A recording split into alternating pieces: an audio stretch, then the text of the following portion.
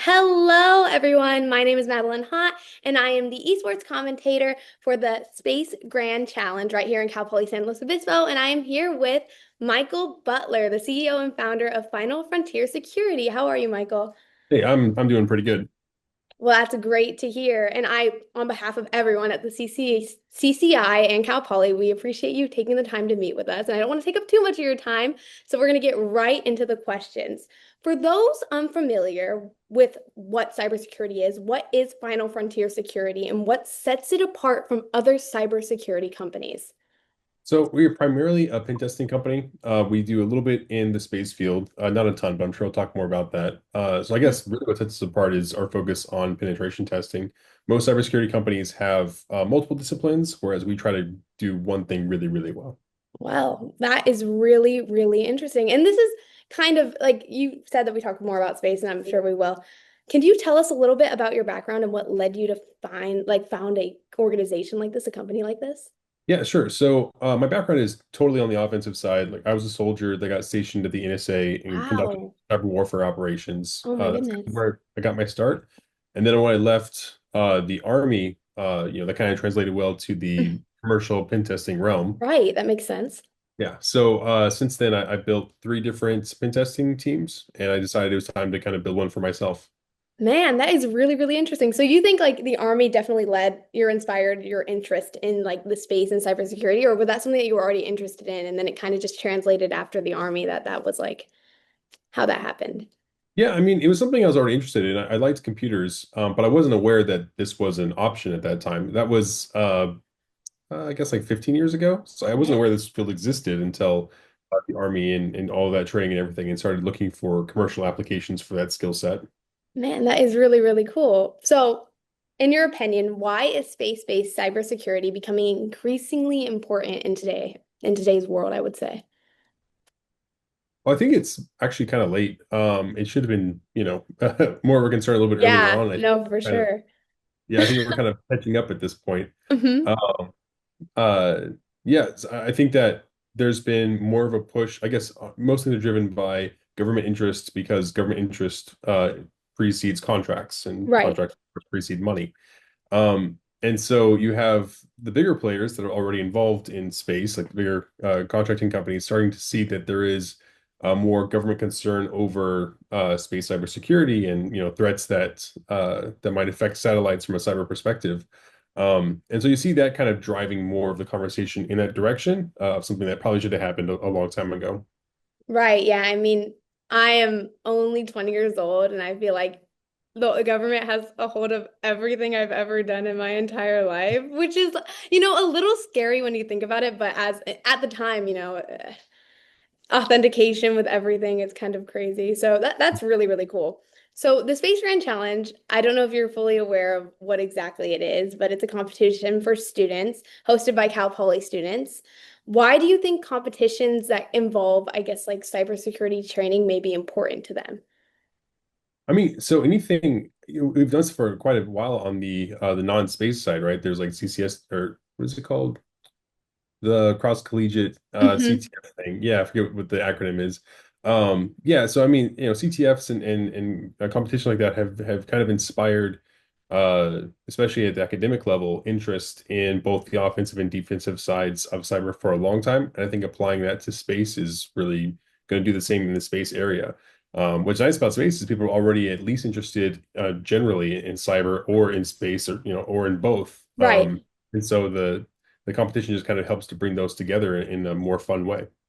Do you see young people contributing to solving real world security challenges? Yes. I mean, I've personally hired uh students right out of college before because they're Really? so yeah, like their interest creates motivation and Hmm. they'll be ahead of their peers, that kind of go through a more standard path, right? So sometimes you find uniquely motivated students that have been working on cyber challenges and such since they were, in high school, and they're just way ahead of everybody else. So yeah, so that not only are they solving problems, but sometimes they're, already years ahead of everybody else. Right, that is super interesting. What would you recommend to like a student that wants to get into this field and wants to kind of excel, I would say? What would you recommend kind of traits that they should exhibit? Yeah, so the offensive side is a little bit more difficult to get into because it's more niche and it's not necessarily beginner friendly. Right. It seems like the kind of floor in there is an OSCP. Once you've got that, it's like okay, now you can talk and get. But those are pretty hard to get. It's a hard certification. Hmm. Um, for the more defensive side, I think that the typical route is get through college and then go to a help desk job. Kind of learn a Right. little bit more, get some experience for going past that. Um, but I'm also seeing a lot of students who are able to, like I said before, kind of demonstrate their skill set, being able to skip past a lot of that, especially with conferences. People who can get through CTFs are able to, garner more interest in getting hired at one of the bigger corporate firms. So, like for example, we've got a conference in Utah called SaintCon.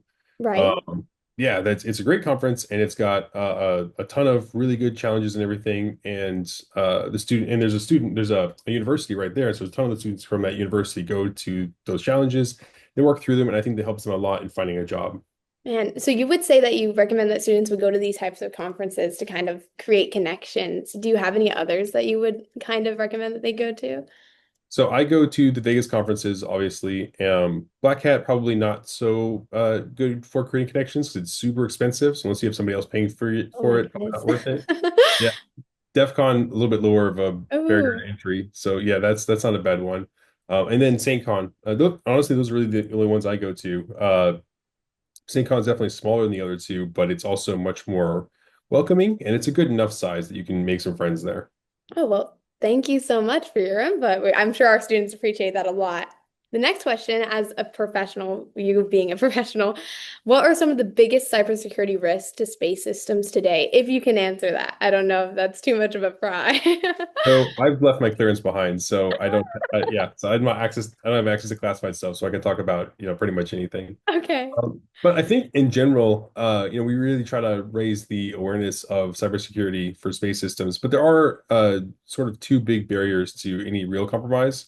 Right. And one of them is most of the time, for pretty much all critical satellites, the communication with them is all encrypted. And it's very, very difficult to break that encryption for any satellite that matters, really.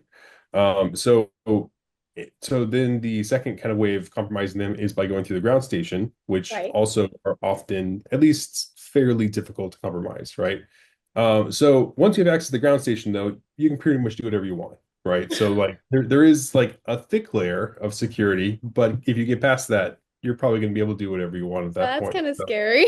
yeah. So that is definitely a concerning aspect of I cybersecurity for space see. right now.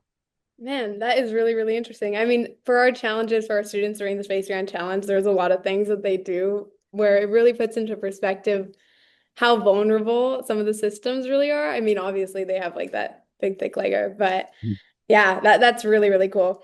How would you say the industry is preparing for the growing complexity of satellite and space-based networks? Um, So for the complexity of creating them, like they're all over that, right? Like Mhm. SpaceX now has constellations that are, orbiting the Earth. They're Right. very good at developing that side of things because that side of things drives revenue, right? And Right. it's the same thing on the cyber side, right?